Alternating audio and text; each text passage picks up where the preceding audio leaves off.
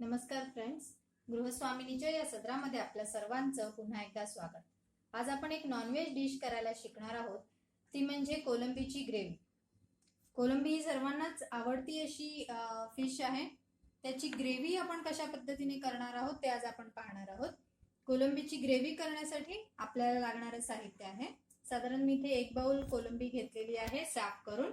त्यानंतर आपल्याला लागणार आहे हळद, लाल तिखट, तेल घेणार आहोत फोडणीसाठी, चवीपुरता मीठ वापरणार आहोत, साधारण 1 ते 1.5 आमसूल कोकम आपण इथे छोटे बारीक तुकडे करून घेतलेला आहे, अर्धा चमचा आपण वापरणार आहोत गरम मसाल्याची पावडर, त्यानंतर कोथिंबीर, आलं लसूण आणि मिरची याची पेस्ट आपण साधारण अर्धा चमचा घेणार आहोत।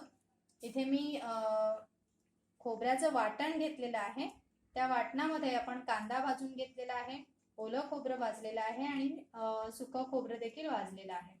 हे वाटण कसं तयार करतात याची रेसिपी आपल्याला माझ्या व्हिडिओ सबस्क्राइब केल्यानंतर मिळेल किंवा डिस्क्रिप्शन मध्ये मी याची लिंक दिलेली आहे, ते आपण पाहू शकता।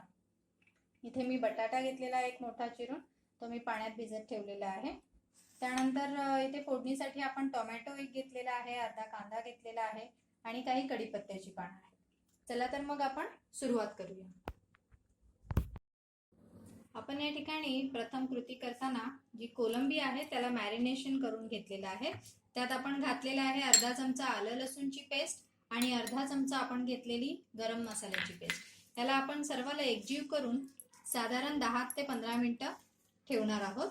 त्यानंतर आपण याची फोडणी करणार आहोत।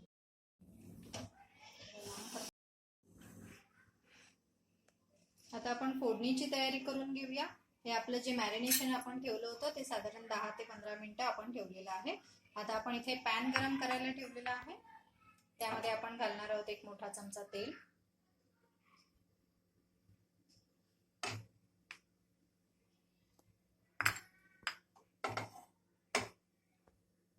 तेल गरम होत आहे, त्याच्यामध्ये आपण घालणार आहोत आता टोमॅटो, प्रथम कांदा, त्यानंतर टोमॅटो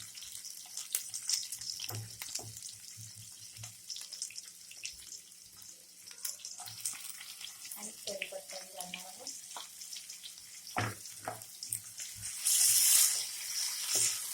व्यवस्थित त्याला तेलामध्ये आपण परतून घेऊया। प्रथम कांदा थोडा ब्राउनिश झाला पाहिजे।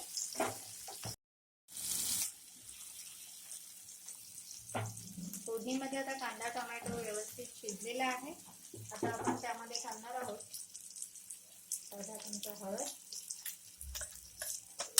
साधारण आपल्या चवीनुसार, हा मी लहान चमचा इथे वापरते मसाल्यासाठी, तर तो मी साधारण 1.5 चमचा इथे घातलेला आहे आणि मॅरिनेट करून घेतलेला, याला छानपैकी एकत्र फिरवून घेतलेला आहे।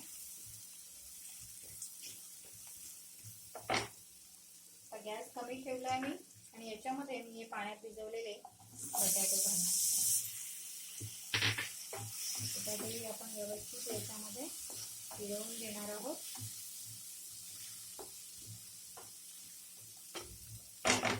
आता यामध्ये आपण घालणार आहोत ते मॅरिनेशन करून ठेवलेले कोलंबी।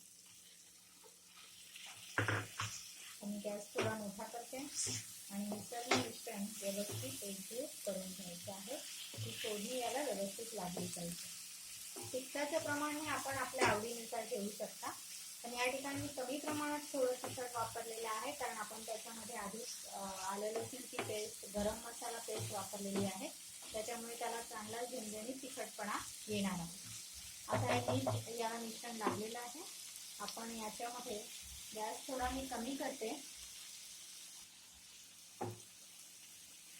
गॅस वाढवलेला आहे आणि आपण याच्यामध्ये टाकणार आहोत गरम पाणी। गरम पाण्याने याला लगेचच उकळी येईल, म्हणून मी इथे गरम पाण्याचा वापर करते। आता यामध्ये उकळी येण्याआधी आपण घालूया थोडंसं मीठ। आपण आधीच कोलंबीला मॅरिनेशन करताना मीठ लावलेलं आहे, त्याच्यामुळे मी इथे फार कमी मीठ वापरते। त्यानंतर आता आपण जोपर्यंत याला उकळी येते आहे, कोलंबी फार लगेच शिजणारी फिश आहे, त्याच्यामुळे त्याला लगेच उकळी येईल। आपण त्याआधी हे जे वाटण आपण घेतलेलं आहे ते वाटण मी मिक्सर मधून काढून घेते।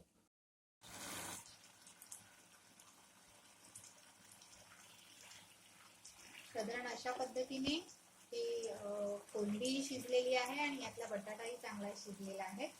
आता आपण यामध्ये घालणार आहोत हे आमसूल किंवा कोकम. साधारण 1 मोठं कोकम घेतलेलं आहे. आपण यामध्ये टोमॅटोचाही वापर केलेला आहे, त्याच्यामुळे आपण जास्त कोकम घालणार नाही आहोत यात. 1 मोठा कोकम याचे बारीक तुकडे करून मी यामध्ये घातलेले आहेत. आता या वाटण जे आपण बनवलेलं होतं त्या वाटणाची मी बारीक पेस्ट करून घेतलेली आहे. आता इथे कोलंबी मला छानच शिजलेली दिसते. आपण त्यामध्ये हे वाटण घालून घेऊया. आपल्याला ग्रेव्हीची थिकनेस कितपत हवी आहे किंवा लिक्विडिटी कितपत हवी आहे याच्यावर आपण वाटण किती घालायचं हे ठरणार आहे.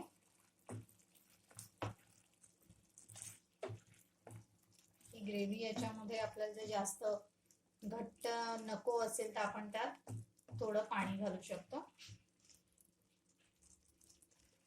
यात आम्ही थोड्या पाण्याचा वापर इथे करते.